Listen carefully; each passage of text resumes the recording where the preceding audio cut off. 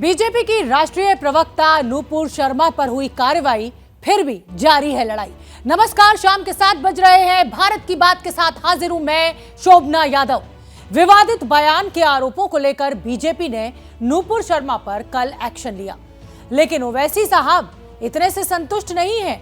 विदेशों में मुद्दे को मिल रही उछाल को लेकर असदुद्दीन ओवैसी ने अब बीजेपी पर बाउंसर्स की बरसात कर दी है। सुनिए आज क्या कुछ कहा।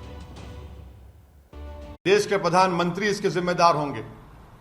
हम ये डिमांड करते हैं कि सिर्फ सस्पेंशन नहीं बल्कि उस नेशनल स्पोक्स पर्सन को इमीडिएटली अरेस्ट किया जाना चाहिए।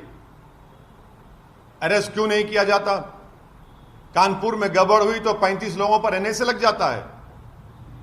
वो गड़बड़ नहीं होती अगर आप एक्शन ले लेते हैं अपने नेशनल स्पोक्स पर्सन के ऊपर। ये हमारे एम्बेसडर खतर के, वो कब से स्पोक्स पर्सन बन गए बीजेपी के? वो कब से कहना शुरू कर दिए फ्रिंज एलिमेंट? वो क्या, ये भारत की जो हमारे जो एमईए का डिपार्टमेंट है चाइना की तरह अलग है ना। चाइना में तो जो एम्बेसडर होता है वो सीपीपी पार्टी का मेंबर होता है। ये कब से हो गया कि एम्बेसडर अब बीजेपी का मेंबर हो चुका है क्या? अगर ये गल्फ कंट्रीज में इंडियंस के खिलाफ हॉस्टिलिटी बढ़ जाएगी तो क्या होगा? अगर ये लोग हॉस्टिलिटी शुरू कर देंगे और हेट वायलेंस वहां पर शुरू हो जाएगा इंडियंस के ऊपर, तो कौन जिम्मेदार है? प्रधानमंत्री जी बताइए। आपने देश की फॉरेन पॉलिसी को बर्बाद कर दिया। जो डोमेस्टिक हेट पॉलिटिक्स है वो फॉरेन पॉलिसी को आप कन्वर्ट कर दिए उसको, और उसका खैमियाजा हम देख रहे हैं कि कभी ऐसा नहीं हुआ कि देश के एम्बेसडर्स को कंट्रीज बुलाकर कह रहे हैं कि आपने गलत कहा, डिमार्च दे रहे हैं कि आप माफी चाहिए, आप माफी चाहिए। एक के बाद एक सवाल, सवालों में धमकी और फिर बयानों के बाउंसर। आज इसी अंदाज में ओवैसी ने हैदराबाद में प्रेस कॉन्फ्रेंस की। प्रधानमंत्री मोदी से पूछा कि नूपुर शर्मा के बयान के बाद जब देश के मुसलमान एक्शन की बात कर रहे थे तब उनकी बात क्यों नहीं सुनी। हम 10 दिन से पुकार रहे हैं, एफआईआर रजिस्टर करा रहे हैं कि एक्शन लीजिए, एक्शन लीजिए, मगर आप अब एक्शन किस पे लेते? कानपुर पे एक्शन लेते जहां पर 34 मुसलमानों पर एनएसए लग गया, और आपकी स्पोक्स पर्सन आराम से अपने घर में बैठी है, कोई उन पर एक्शन नहीं लेगा।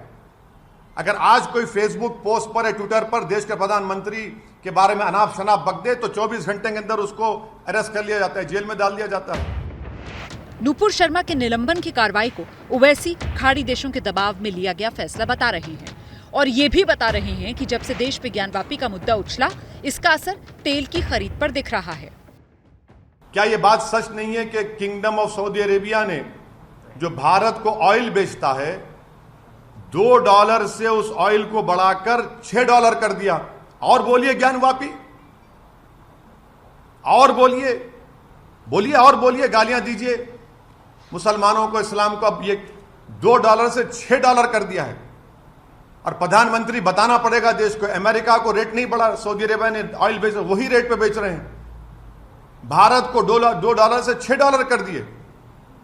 प्रधानमंत्री कौन सी फॉरेन पॉलिसी आपकी? ओवैसी के इस दावे की हम पड़ताल करवा रहे हैं, लेकिन इस वक्त की सच्चाई ये कि रविवार को बीजेपी ने अपने 2 नेताओं के खिलाफ कार्रवाई की, और कार्रवाई ऐसे वक्त में की जब खाड़ी देशों ने दबाव बढ़ाया।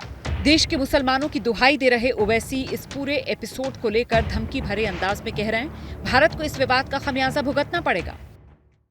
अब हम देख चुके हैं कि इसका बहुत बड़ा इकोनॉमिक खमियाजा भी भुगतना पड़ेगा, क्योंकि देश के प्रधानमंत्री इसके जिम्मेदार होंगे।